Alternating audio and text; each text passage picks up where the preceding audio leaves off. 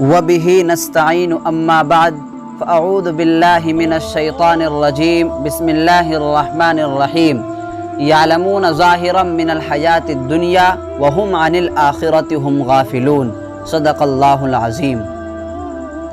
معزز ناظرین باتمکین اور عزیز دوستو، پھر سے آپ حضرات کی خدمت میں ایک اہم موضوع پر ویڈیو لے کر حاضر ہوا ہوں۔ امید ہے کہ آپ حضرات بغور سماعت فرمائیں گے۔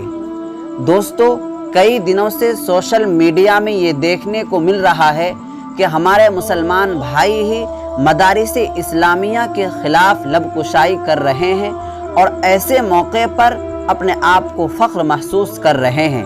لیکن میں اس ویڈیو کے ذریعے ان حضرات کو یہ بات کہہ دینا چاہتا ہوں کہ مدارس اسلامیہ ہی دین کی خدمت کا مرکز ہے، دین کی صیانت و حفاظت اور دین کی نشر و اشاعت کا کارنامہ یہی سے انجام دیا جاتا ہے۔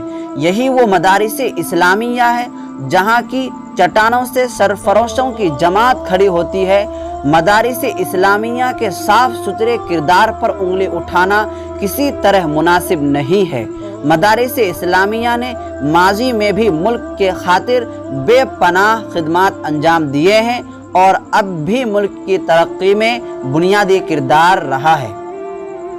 اور آخر میں یہ پیغام دوں گا کہ اس مشکل وقت میں تمام مسلمانوں پر یہ ذمہ داری ہے کہ وہ مشکل حالات میں ایک جٹ ہو کر آگے آئیں اور مشکل وقت میں ایک دوسرے کے شانے سے شانہ ملا کر کھڑے رہیں۔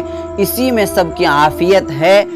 محترم ناظرین، اس شخص کے بارے میں آپ کیا کہنا چاہتے ہیں؟ آپ اپنی رائے کمنٹ باکس میں ضرور پیش کریں۔ والسلام علیکم ورحمۃ اللہ وبرکاتہ۔